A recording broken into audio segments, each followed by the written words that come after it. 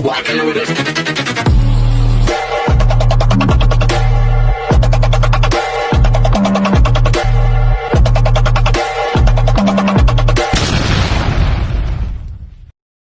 Hi everyone! Good evening! I'm back! It's your Mama Sam dito sa Sam Sam TV. Kamusta naman kayo mga amigo, amiga, kumare at kumpare? Sana lahat kayo ay okay na okay ngayong araw na to. At syempre kung ako naman ang tatanungin nyo, nakikita naman ninyo, grabe, ang fresh overload ng beauty ng Mama Sam ninyo. Diba? Ganyan talaga kapag maganda ka, charot. So yan. So pagod tayo today, ang dami kong ginawa. Naglalaba pa ako. So, yon.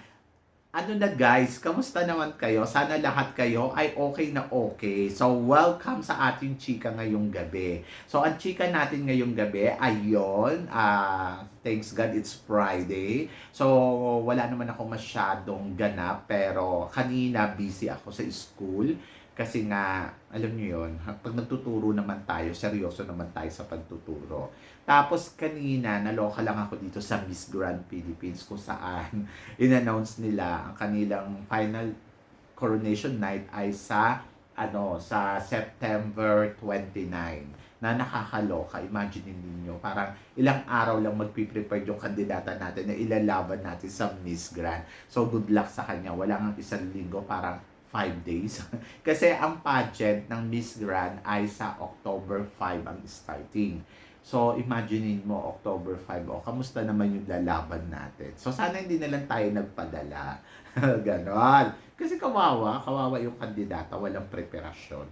By the way, so ito nga ang nakakaloka. Ang nakakaloka kasi, dito sa Miss Cosmo, ay may bago na namang botohan na magaganap. Kaya be ready guys. Kasi, ang daming ek-ek ng Miss Cosmo ha, nakakaloka ha, parang Miss Grand din, puro boto, puro boto.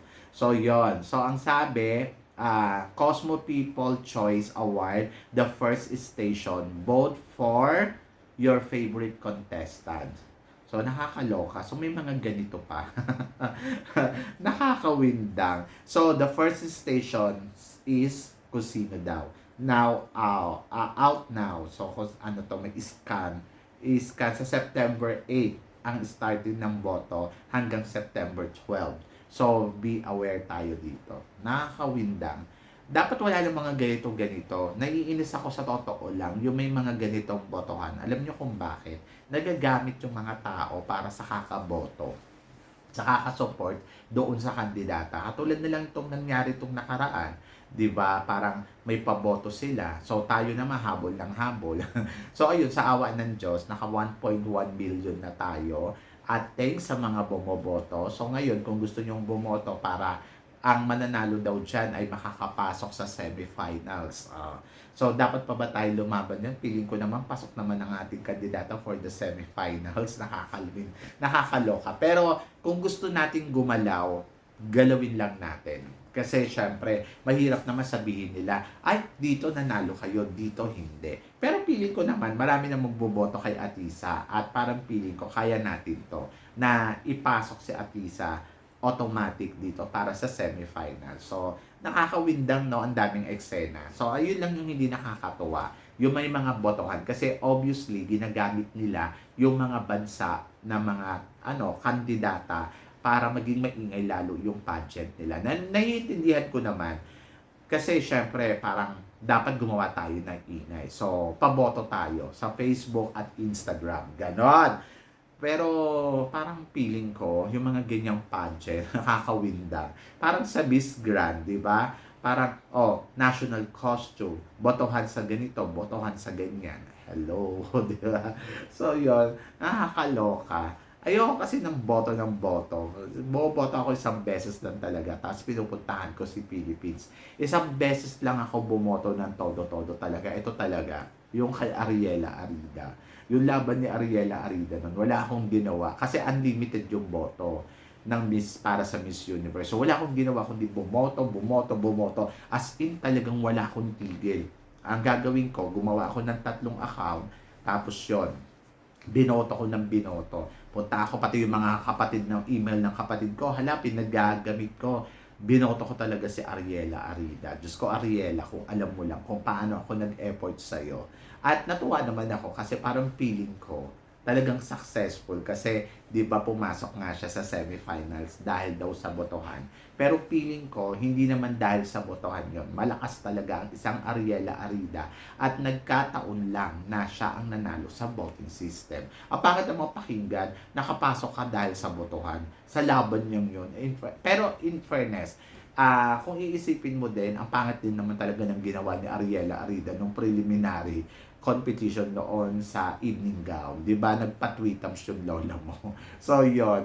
Pero yung sa ano na, sa national ano na, yung talagang pageant na, in fairness naman kay Ariela, na iangat niya yung Pilipinas hanggang top 5, 'di ba? So 'yon. Kaya sa mga nagsasabing hindi maganda si Ariela, sorry kayo, nakarating ng top 5 yan. O, di ba? At third runner-up yan. Akala ko nga nung time na yun, mananalo na tayo.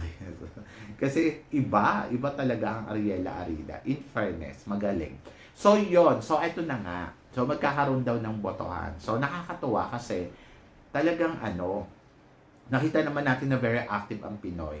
Pagdating dito sa Miss Cosmo, grabe yung suporta nila kay Philippines, kay Maria Atisa Manalo. Kaya parang feeling ko, kakabog tayo dito. So, yon. And then, sino ba ang matinding kalaban ni ni Atisa Manalo? Ako ang nakikita ko ang matinding kalaban niya dito, syempre Latina. Colombia. Maaaring Colombia and Philippines ang mag-last two standing dito. Kasi maganda din talaga si Colombia. In fairness, nakita ko yung video niya, in-stalk ko siya. Grabe, ang Diyosa ng lola mo. Sobrang winner din talaga itong si Colombia. Pero syempre, dahil natalo siya ni Atisa Manalo dito sa pagiging impactful beauty, kasi di ba magka-group sila, wala lang, paso siya. So doon, makikita mo talaga na, sorry na lang, malakas talaga ang laban ni Philippines. Pero kasi, at the end of the story kasi dito, sa performance pa rin, titignan talaga. Kaya, sana talaga prepared si Atisa sa lahat ng aspeto. Parang feeling ko naman sa Philippines mapupunta to, di ba? So sabing gano'n, baka daw si Vietnam ang gawin daw first runner-up. Kung si Vietnam, parang feeling ko hindi naman papayag siguro yung organization na parehas Asia. So medyo delikado yon. So siguro si Vietnam pwedeng pumasok sa top 5 or pwedeng pumasok sa last feeling ko kakabog. Maganda din naman kasi si Vietnam kung titignan mo. Si Indonesia, nananahimik sila. Hindi ko alam kung bakit. Siguro mula yung nakita nila si Atisa Manalo doon sa natakot na sila. Parang feeling ko tanggap na nila. Ay nako, si naman nanalo dyan. Kasi parang ang unang plano kasi ng Indonesia, i-grand straight talaga nila ang winner. Sabi nila, sila daw ang mananalo dito sa supranational, sa Miss Charm. Pumalpak yung Miss Charm. Di ba? Pagdating dito sa pumalpak din sila sa botohan. Ang kalaban pa nga natin, si Cambodia, sa botohan. So, talagang inaano ni Cambodia na malakas din siya. Pero yung nakita ko yung photos ni Cambodia, maganda si Cambodia sa photos. Sabi ko nga parang kamukha ni MJ Lastimosa, sa totoo lang. Pero yung nakita ko siyang rumampa, tapos nakita ko yung mga ibang video niya, Diyos ko, joke time, bulag ang ate. So, parang feeling ko, parehas lang sila ng level ni Thailand, na alam mo yon na pakikay. Pakikay ang drama. At parang feeling ko, silang dalawa, yung mga tipong kala mo tumatumbling na talaga sa pageant. So parang feeling ko ganun yung gagawin nila.